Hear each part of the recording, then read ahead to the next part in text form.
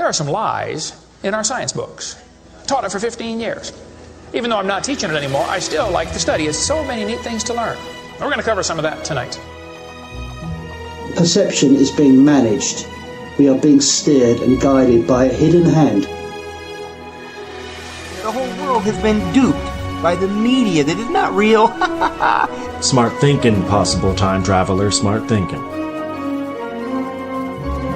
That night, boom, contact memory. And then Alex, if you don't agree, you'll be sent to a re-education camp. Just because I'm old doesn't mean I've lost my touch with the ladies. A lot of people here tonight feel like they lost. You know why?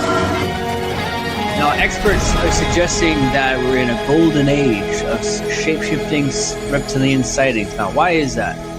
I was, and still am, a huge conspiracy guy. I literally ran out of new tin hat topics to research. It was most definitely not capable of melting steel. Then I would be a crackpot if I thought that was the case. Thought that was the case. Welcome to the Hypothetical Institute, a podcast about conspiracies. My name is Salty. My name's Cam. And I am Luke. Switching it up, we're going to keep that one? Yeah, it was a good one. Yeah, I don't think so. We're keeping it. I think we had a good thing going.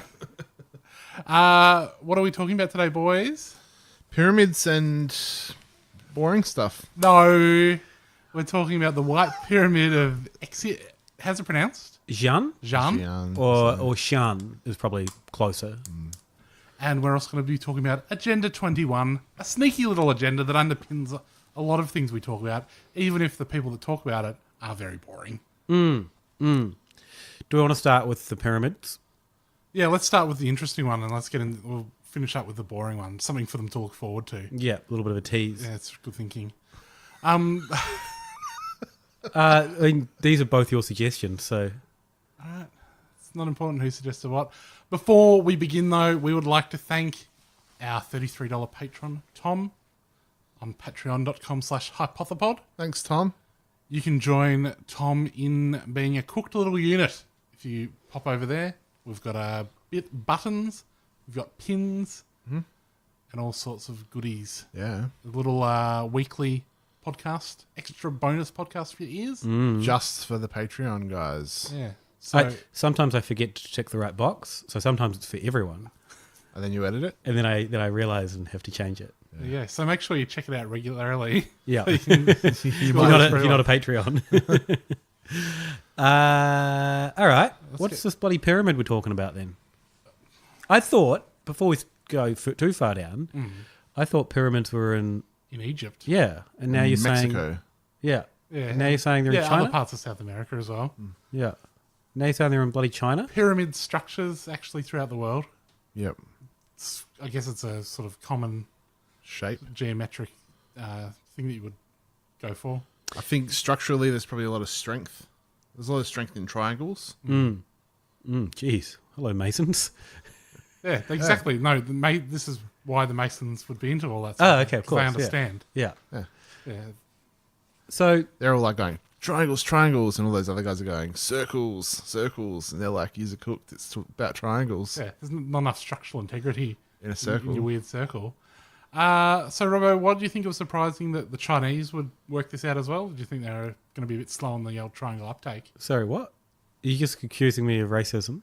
No, I wasn't accusing you of anything. It's just that's a conclusion one might come to. I mean, I was just making a joke to lead us into the fact that all pyramids don't exist in Egypt.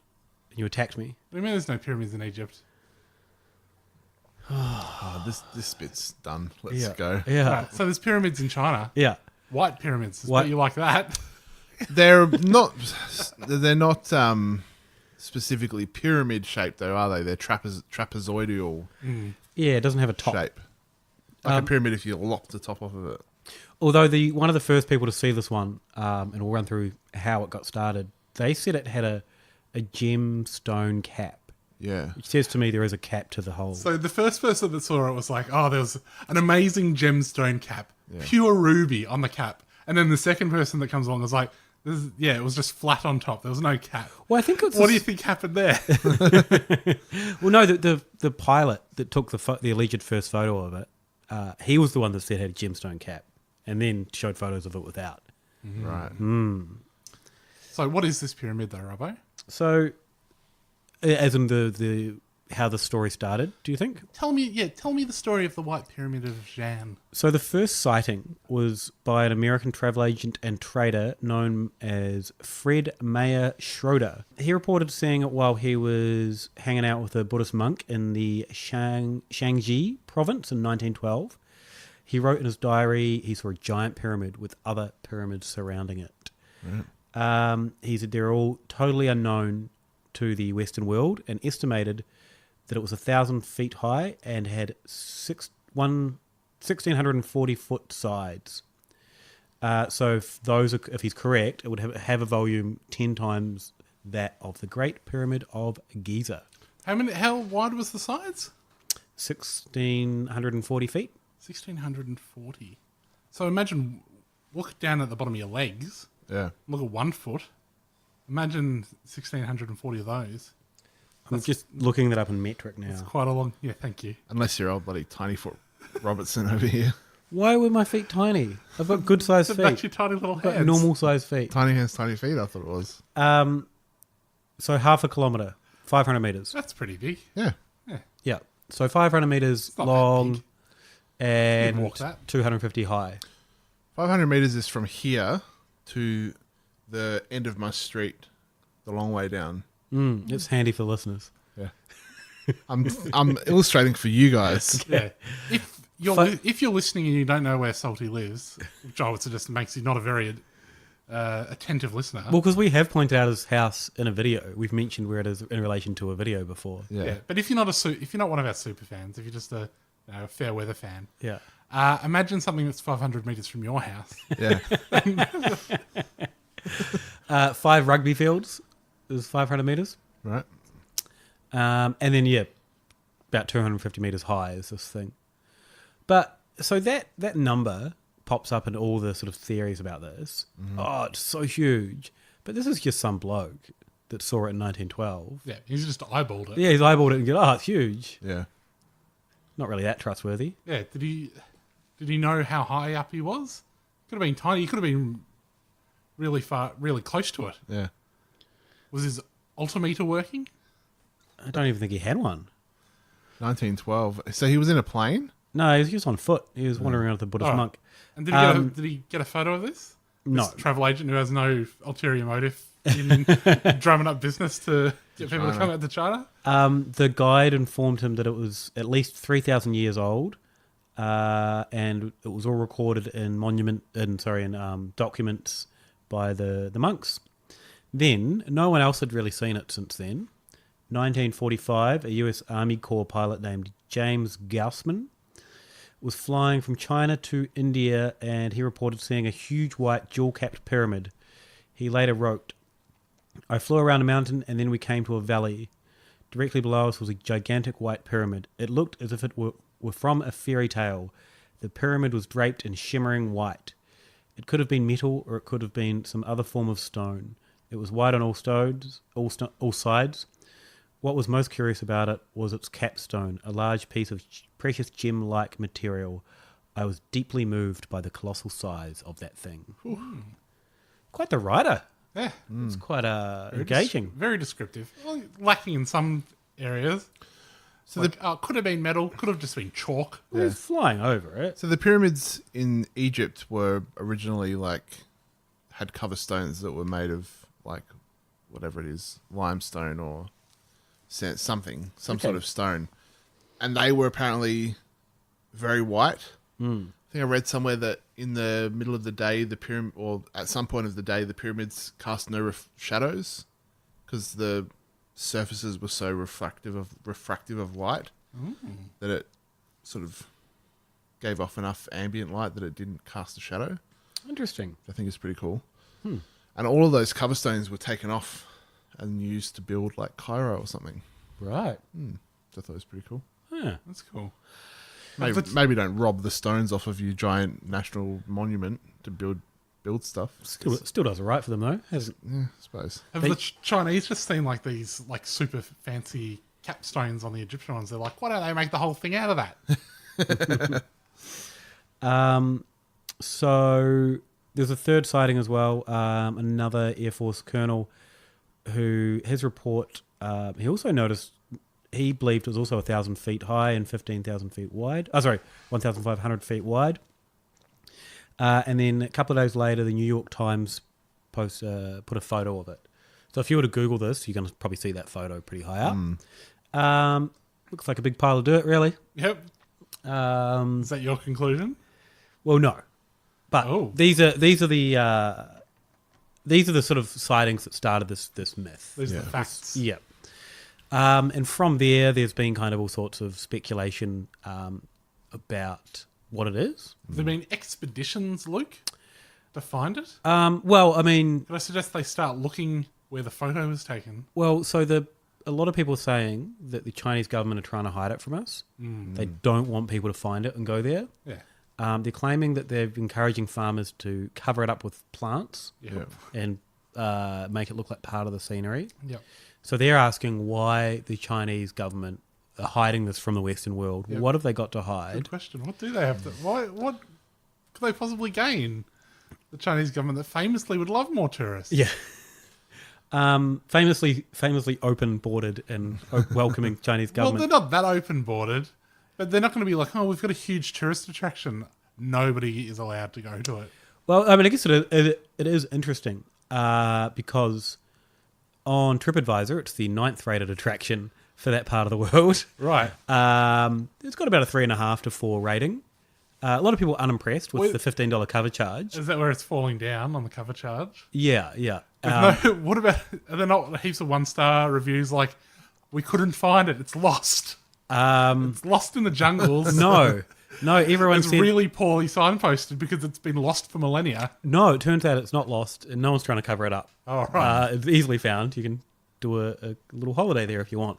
And it's not 1,000 feet by 1,000 feet, is Not it? at all. No, No. and it's just a burial place. Yeah, it's... How big is it? So, I don't actually write down the proper measurements, but it's the Mao Ling burial mound. Very well documented. Documented by many, many people. Are you sure it's not a different mound? Because I heard about this huge bloody pyramid. Yeah. That there's a photograph of. Yeah, that's the Mao Ling burial mound. Yeah. The Emperor of Wuhan. Emperor Wu of Han, sorry. Yeah. I think Emperor Wu of Tang. Don't you mean? No. It's probably a little bit culturally insensitive. It depends. It's very culturally sensitive to the African American community. I think it is now. So I'm appealing to a broader audience here. So I was watching some YouTube videos. So all the conspiracies are saying Chinese government are covering it up. You can't go there. Yeah.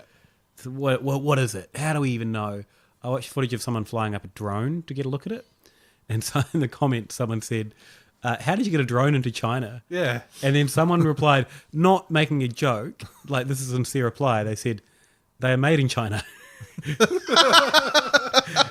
You can also buy tax-free. So that's a little shopping tip. If you need to buy a drone, go to China and get it tax-free. Also in the comments of all these conspiracies, things got really racist. I can only imagine. But were they racist like you? Or they... I'm not racist. Are they a different kind of racist? Different kind of racist. This is racism. I don't really understand it. You know how there's nuanced racism with neighbouring countries where they have like different tribes or different regions and different villages and all that. Our listeners know about this. They hear our banter, Robbo, you and me.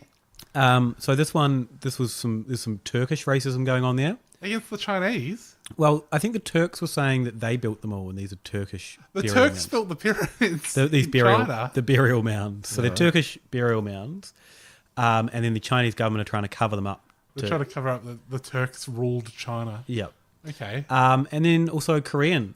Apparently it was a Korean race that lived there and the Chinese are trying to hide it. Right.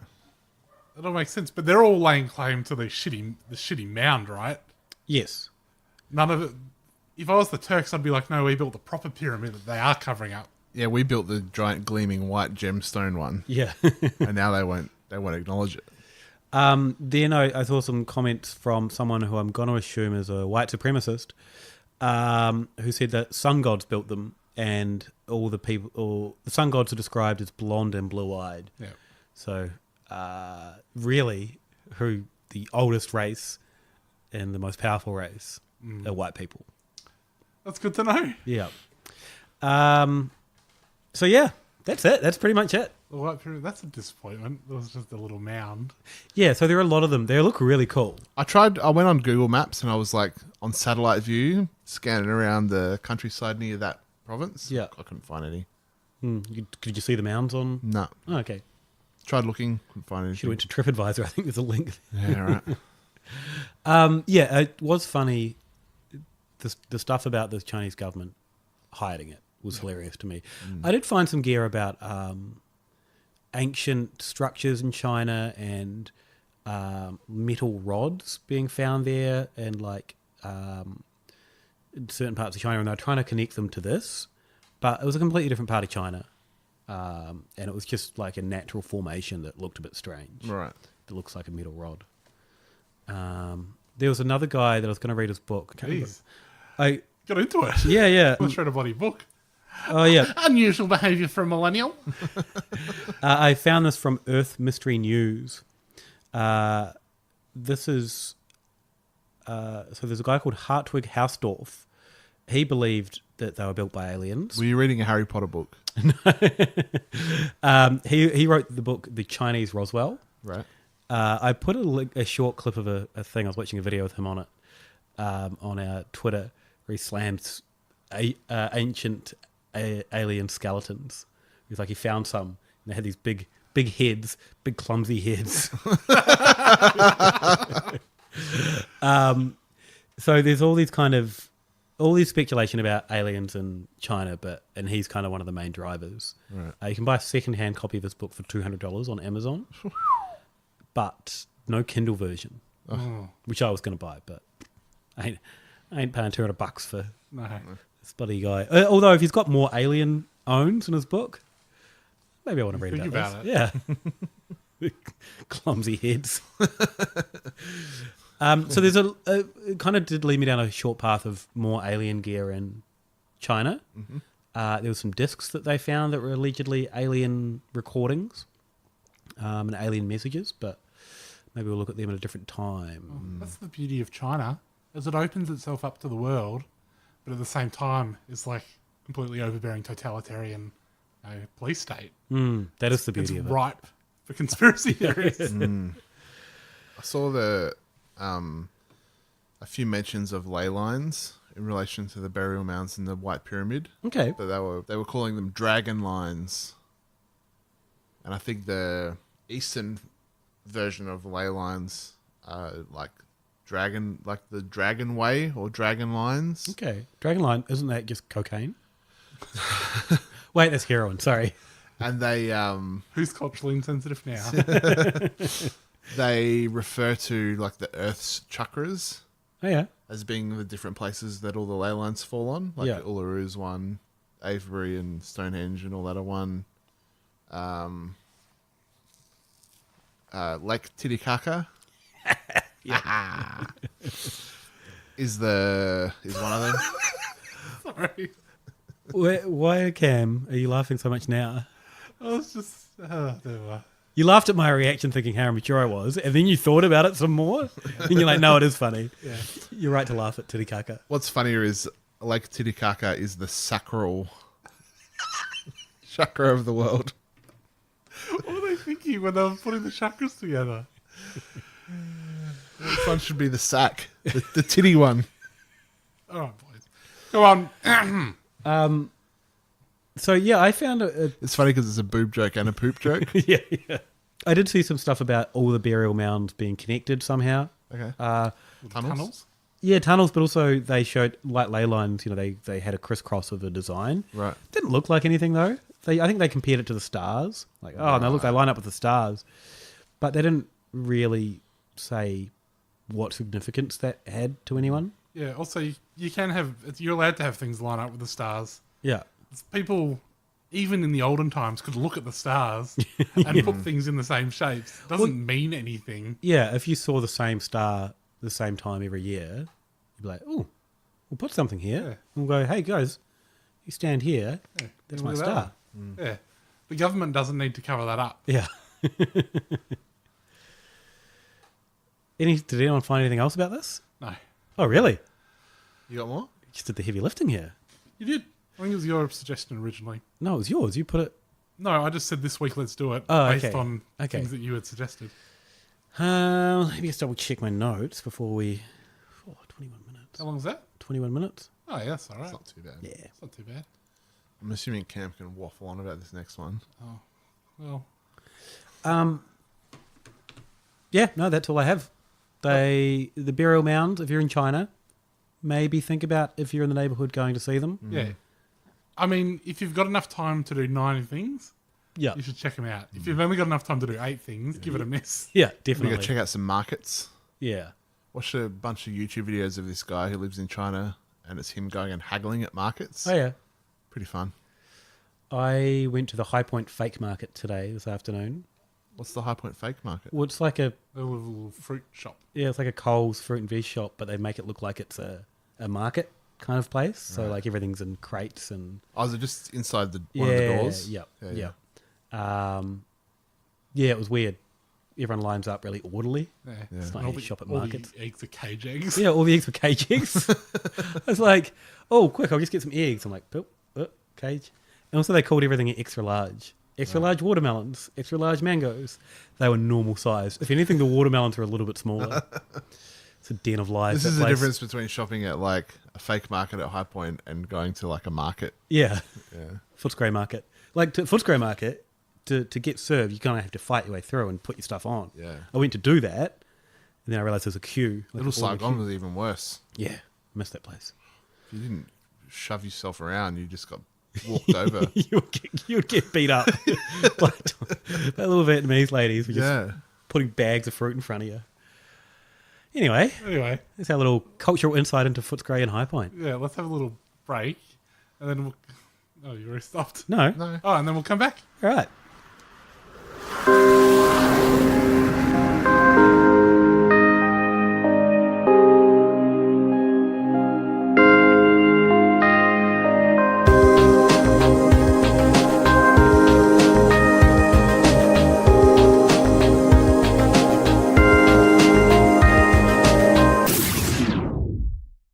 Welcome back.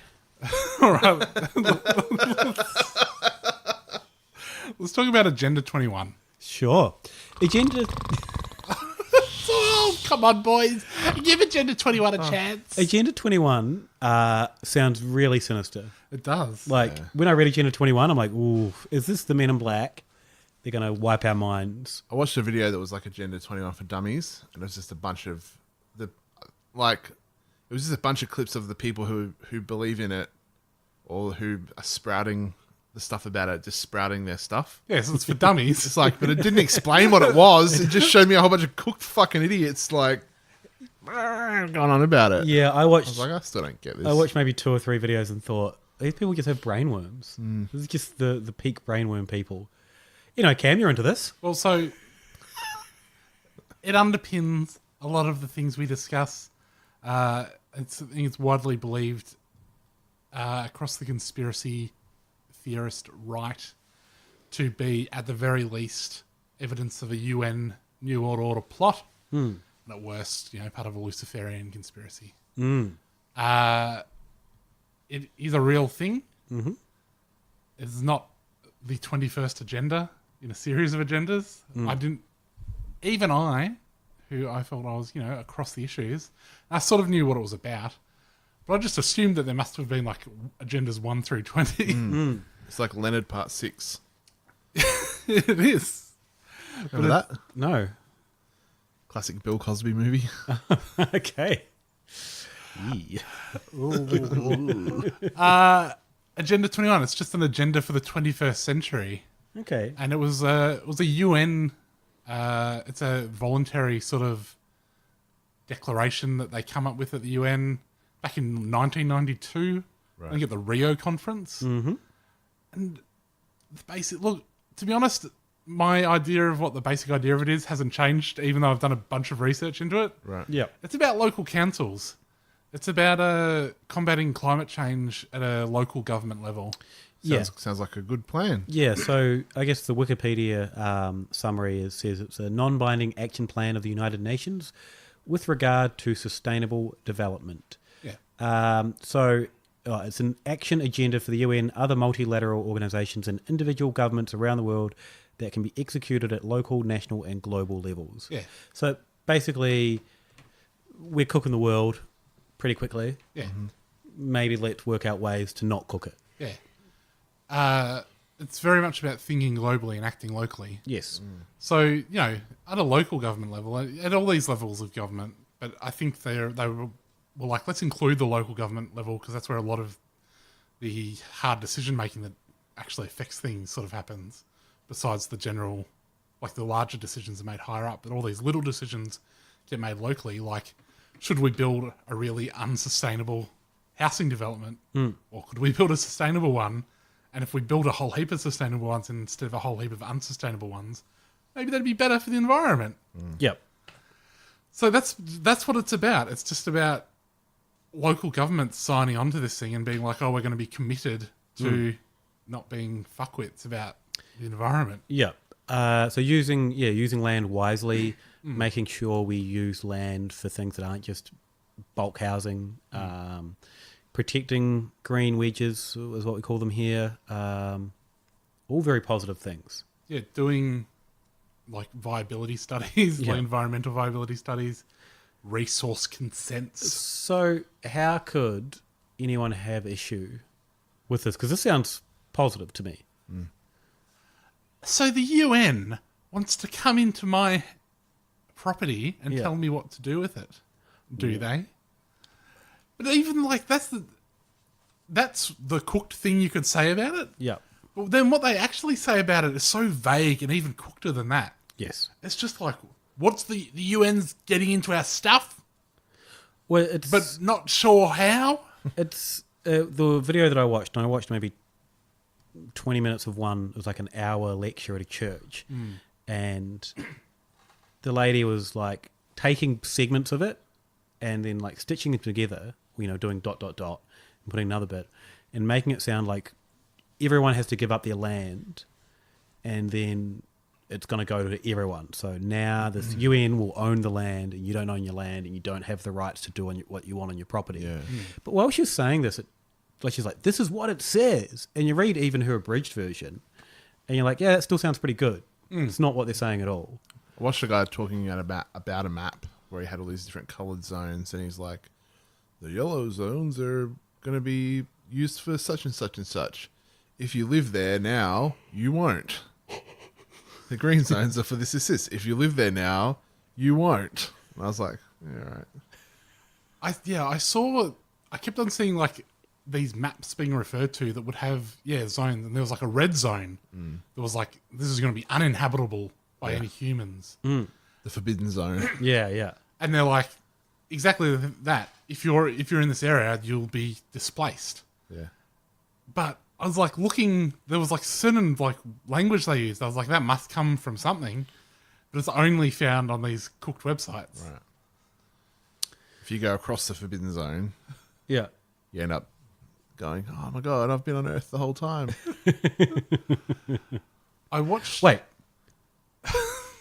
Okay, no, that makes sense. Yep. Yeah. I watched a video of Anne Bressenden, don't at me, South Australian listeners, who was an MP in South Australia.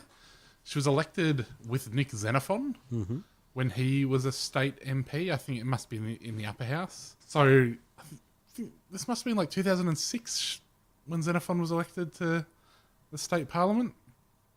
And he was elected with the No Pokies Party. And he had this cooked unit as like his running mate. Sorry, can I just have a quick aside? Yeah.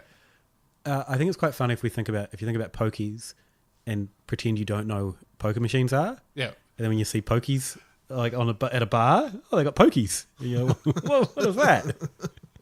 Carry on. Is that how you amuse yourself? It's like the No Pokies Party. Don't poke me. Anyway, carry on. Anyway, so he's got Nick Xenophon gets elected and he's got this cooked unit as like his second person. You know how like the upper house works in these things where they need to get like a certain ratio. Mm. Or they need to get over a certain number. Once they hit a quota, they get an extra person. So no one's expecting Nick Xenophon to get so many votes that his second cooked unit sidekick is going to get elected. And she does. Right. Throws everyone. So she gets elected, and then when Xenophon went to federal parliament, she became like a part of the Katter party. And I think she ended up as an independent. She might have been too crazy for Katter even. There's this video of her giving it, and they all love this because this is like an Australian politician telling the truth about Agenda 21. And do you remember Lord Monkton? Yeah. Go. The I'm not going to be unfair. The completely cooked dude from the UK who come out to spiv about climate change being a hoax a few years ago. She was like doing the intro for him in Adelaide, and she's talking about Agenda 21, and she's talking about how, you know, this is like 2011 or something. She's like, I first heard about this in 2008, and I realised it was, you know, there was all this sinister stuff going on. It was like, it started in 1992, so you've let it go for 16 years. It's like, you're not worried about what they've been doing in that time? But yeah, she was just a completely cooked unit. She's like, Agenda 21, that's a name you were never supposed to hear. It's like, well, they shouldn't have put it on the fucking front cover of the book. When they put out their Agenda 21 plan, they shouldn't have whacked Agenda 21 on the front cover. Shouldn't have an easy downloadable PDF from the internet. Yeah. It was a big mistake. So it does get looped into a lot of depopulation stuff. Yeah. So stuff like Ted Turner, those stones. Oh, the big ones? Yeah, the big stones, Yeah. the Georgia Guidestones, Bill Gates, and the way they all get linked into depopulation conspiracies. This is like the depopulation plan. So there's a lot of stuff, especially with like the recent bushfires in the US, and like there's been quite bad bushfires or wildfires in California over the past few years, I think. And anytime there's like a really big one, Jonesy and the InfoWars crowd all start talking, oh, this is Agenda 21 in action. This is why they set the fires. Right. This is why these fires are lit. And now I would say to them, a wildfire is never lit. They're very uncool, in fact. Yeah. But they're saying this is why these fires have been set. It's because they're depopulating these areas. They're clearing these areas out for whatever the Agenda 21 agenda. If I was to depopulate an area, I would probably not light a bush on fire. I'd do something in a city where there's people. Well, no, but there's a lot of people got evacuated. Yeah, there's hundreds of thousands or tens of thousands of people have but like say had their that's homes that destroyed. same area in a city. Yeah. It's a lot more people. No, but this is the area that they need. It's on the maps, mate. Yeah. Oh, okay. They need to go off the maps. Right. So I was watching one InfoWars video where they were talking about this fire, and it had gone. It was like a bushfire, but it had gone across the road, and all these cars had been burnt out, and all of the axles had melted. And they're like, well, you know, a bushfire can only burn up to this temperature, but the melting point of the steel in these axles is much higher. So how then could a bushfire have melted them?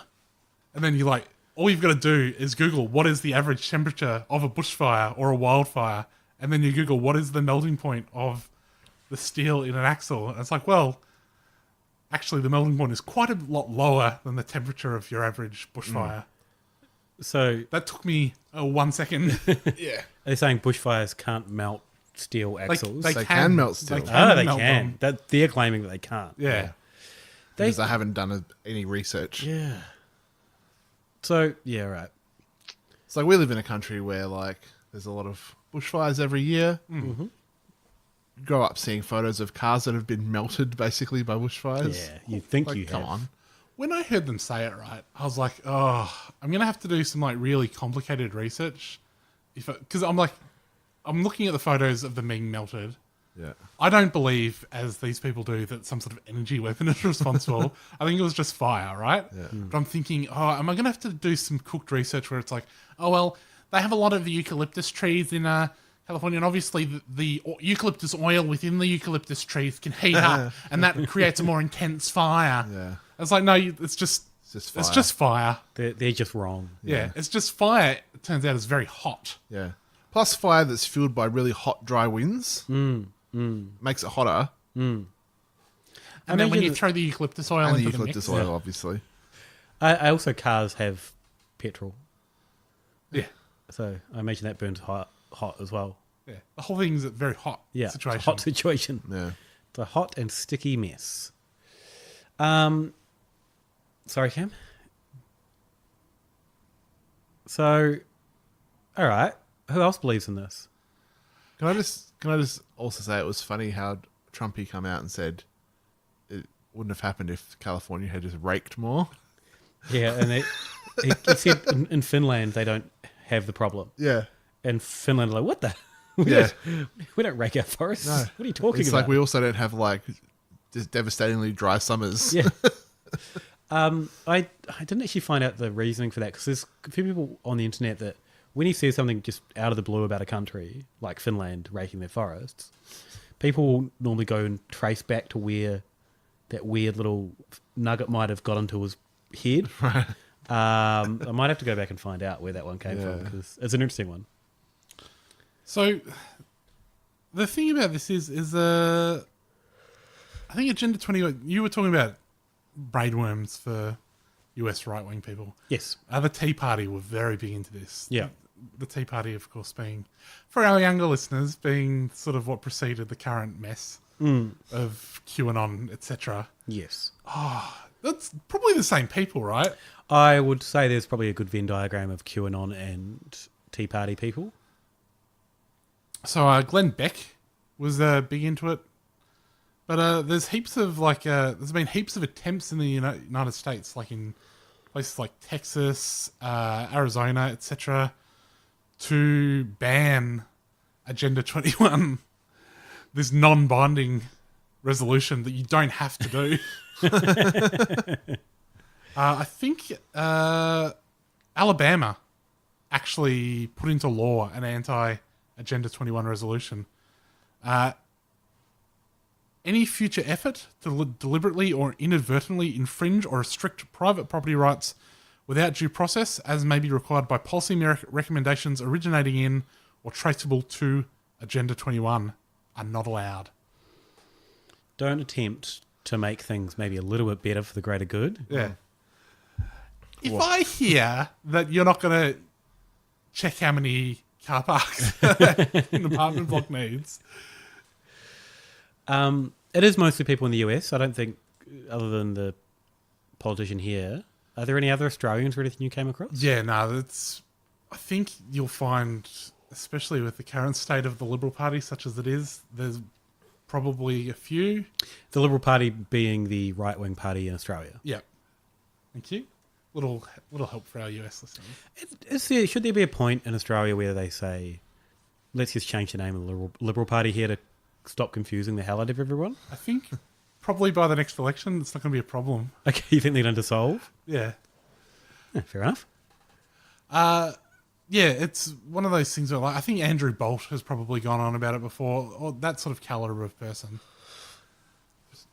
It's so weird that they're so anti making things a little bit better. And like any attempt, and particularly now in this political climate, anyone saying maybe we don't fuck the world up is like painted as crazy left loony. It's going to ruin everything for everyone. I will say. Oh, here we go. I guess 1992, it was a different time. Is Agenda 21 meaning an agenda for the 21st century the best name we could have come up with for this? The name sounds very sinister. It does imply that there are other agendas. Yes. And also, the word agenda is sort of loaded, isn't it? Yes. Even 21, like putting a number on it like that, like, yeah, it's all like the international plan to make things a bit nicer. Yeah, for the 21st century. Yeah. They could have also come up with a better name for Beyond 2000.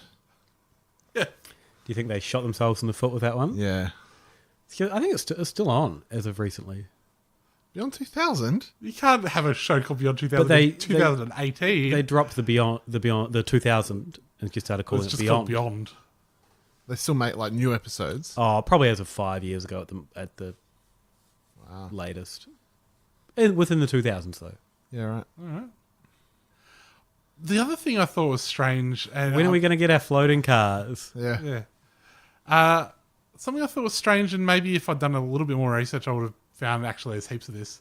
I saw that in like the early 2000s, because they keep on, every few years they come back to chat about, how's Agenda 21 going? Or should we add this? Should we add that? Blah, blah, blah. And they keep on working on it. Like in the early 2000s, they're like, what if we had an Agenda 21 for culture? Oh, yeah. For like cultural things, which I guess is going to be like, I don't know.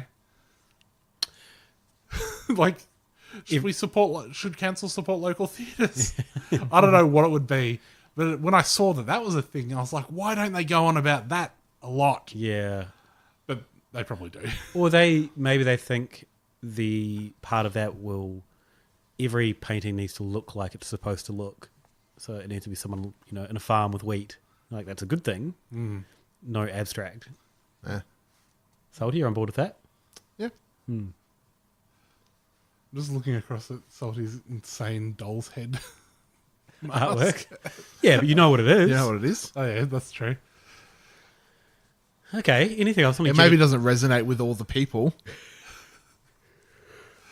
I think that might be it for Agenda 21. I just thought it was worth having a look at because it does underpin a lot. Yeah, to be honest, I anticipated it being like, what was the 12 one? The Majestic 12? Yeah, where it was something, 21 heads of government met secretly one time. Yeah. Or 21 letters were sent to 21 people or whatever. And really it's just a UN thing. Yeah. That just is poorly named. Yeah. Even calling it 21st century would have helped a little bit. Yeah. 21st century agenda boys. Yeah. It's good. Thank you. All right. Well, all right, we'll wrap it up. Bit of a short one today, fellas. Robbo, where can they find you online? You can find me, very tuneful, Cam, that was. Thank you. You can find me at Ale of a Time, facebook.com/Ale of a Time, and my book is in all bookshops and online. All bookshops or all good bookshops? Nah, all of them. Every single bookshop. Even like that one too. Weird Nazi memorabilia one? Definitely in there. Especially in there. Yeah, I bet it is. Hey. Keg bottle can is a good Christmas gift. Good stocking filler. Yep. Even a good centerpiece for Yeah. a range of other gifts. You could get that and like a suspiciously sympathetic biography of Rudolf Hess. Yeah. At the military bookshop. Don't. And if you're in Savers and you're looking and you go, oh, fuck, there's a lot of beer books in here. Don't get them. Just go get Robbo's book instead. Yep. Yeah. But are you saying there's a lot of really affordable beer books at Savers, yeah. Oh, interesting. I think mine was like $20 at Target. Yeah, right. That's pretty affordable. So 20 times as expensive as a beer book at Savers. But get Robbo's one, though. Yeah. Even though you could get 20 for the same price. Get Robbo's one. Not as good. You've heard my bants on this show. You're like, man, imagine if that guy was bantsing about beer in book form. Yeah. Salty, where can they find you? At Saltmarsh on Instagram for some art stuff and randoms, and Saltmarsh Illustration on Facebook. And check out Toehider on Patreon. And they can find you in Savers in the doll section. Yeah. Looking, and the cooked book section. Looking creepy. You can find me twitter.com/Sexenheimer. Gather around me on Facebook and iTunes. And of course, you can find this podcast wherever you get your podcasts. If you got it in one spot, but you want to get it in another spot, go look there. Spotify, iTunes, Google Podcasts. Yep. All of them. We're on Facebook. We are on twitter.com/hypothepod. And we are, of course, on patreon.com/hypothepod if you'd like to join the club. Get that news show into you. Throw us a few little buckaroos. Yeah. Sling us a buck. Yeah. Well, more than a buck, because... Can people give us just a buck? Yeah. If they want to. I don't think they get anything for it, though. No. You'd get the news show. Yeah, every Would buck they? counts. But don't get a badge. The badges are too cool to pass up. Yeah. Anyway. Thanks, folks. Thanks, everyone. Have a good one. Don't worry about a thing, except if all our world leaders are alien reptilians. I said don't worry about a thing, except maybe the fluoride in our water water supply contains mind-altering drugs. Don't worry about a thing, except whether or not Port Arthur was a false flag operation in which to disarm Australia. I said don't worry about a thing. I accept you can definitely hear John Lennon say I buried Paul at the end of Strawberry Fields Forever. Ooh, don't worry about a thing. Except not only did Bush do 9/11, but he also keeps the planes out in Area 51, which, let's not forget where all of the aliens are. Don't worry about a thing. Except Donald Trump is clearly a woman and you just